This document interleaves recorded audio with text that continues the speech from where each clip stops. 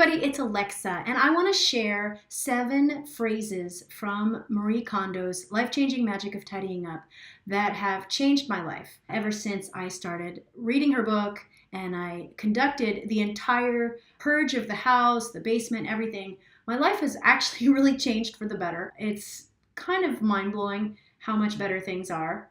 And so I really encourage you to read her books and watch some of the videos and get involved. I think you really will find it a valuable method of decluttering and reconsidering your relationship to things in your life. But what I want to share right now is the phrases that I still remember now, a couple years on, having read her book and having had my life change thanks to her method. So the first one is kind of a fun one, and I always think of it when I come back from a trip or when I come back from a gig. I have suitcases and bags, and I follow her admonition to become an unpacking robot, I should say. And so that just means get going, just get into that mode of as soon as the bag comes into the house, boom, boom, boom, you unpack it, put everything back away, and empty the thing out. The same applies to your purses and your jacket pockets and all those things. Become an unpacking rabbit. Oh my gosh, become an unpacking robot, not a rabbit. Okay. The second idea is into my wallet. That is that all coins, all change, all money, just always put it in your wallet, value it. And I think that really goes to valuing money in general and not letting it sort of trickle away. And that has been a life-changing habit for me. I have transformed from a person who never thought about money except in emergency terms to somebody who is actually taking some joy in paying off bills, paying off debt. It's kind of amazing for me. And I might do a future video, and let me know if you'd want to see it, on how we paid off all of our credit cards over the last 9 months. It's an incredible feeling. Into my wallet is the easy way to start with that. Start valuing the little coins that come into your existence and don't let them rust away. Put them in your wallet and spend them or save them. The next point is presents are a means for conveying feelings. And this applies to greeting cards as well. It's really amazing. Like, we all sort of function under this belief that you have to keep things that people give you forever. And same thing with greeting cards. It's like, keep them forever. No, you don't have to keep them forever. They come into your life, you read them, you savor the message, and then bye-bye.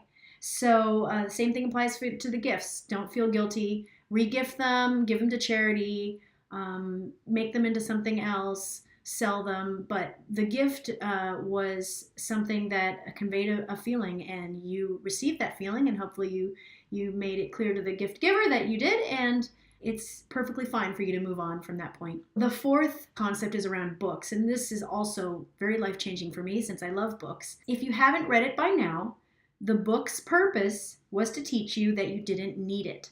So books that come into your life, if they've sat on the shelf and you've been meaning to read it forever, after a certain point, you just give yourself some sort of periodic keeping the flow going. That's what I always think of it as, is the flow of things that are coming in and out of the house. And go through and ask yourself, well, am I going to ever read this? Well, I haven't. Okay, bye-bye. Let something else new come into your life. And you'll be surprised. Sometimes things circle back around, and the next time they do come into your life, you might go, okay, this is a sign I really should read this, and then you'll be ready to read it. And by the same token, having fewer books, according to Marie Kondo, helps you recognize necessary information more easily. And I think that's a powerful concept in this age of information overload that we live in. Papers. She says, discard everything. And here's a quote from her. There is nothing more annoying than papers. I just love that. People occasionally argue with that point, but whether or not you agree with her, we pretty much live in a time now where you don't need very many papers. You can use Mint or Personal Capital to track all your expenses, or Wave is an accounting software that will also do that. So you really don't need a lot of those papers and statements. The next one is the cause of clutter. And so this is something that I remember that she says, which is that clutter has 2 causes. It's either too hard to put it away, or it's not clear where it belongs. If you reduce the effort you need to put things away, then and don't worry about so much the effort of getting them out, but really more like, how easy is it to put these things away?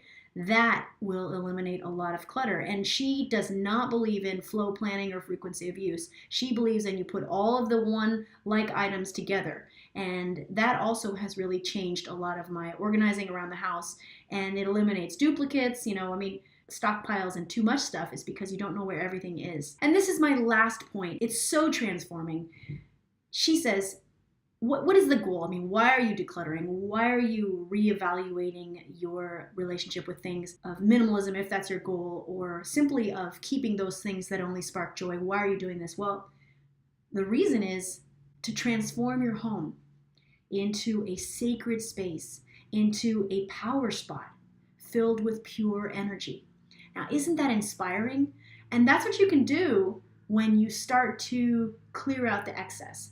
So I highly recommend, and everybody who's done this, I think, agrees, the method of really going at it hard, and it'll take you a couple months, but that method is going to change your life, and it will really reset your relationship to objects, and that will affect everything, whether it's financially, whether it's with regards to frugality and environmentalism, or globalization, or internal peace, or re-envisioning who you are, better relationships. All those things will radiate out from this reset of your living space, whatever size living space you have.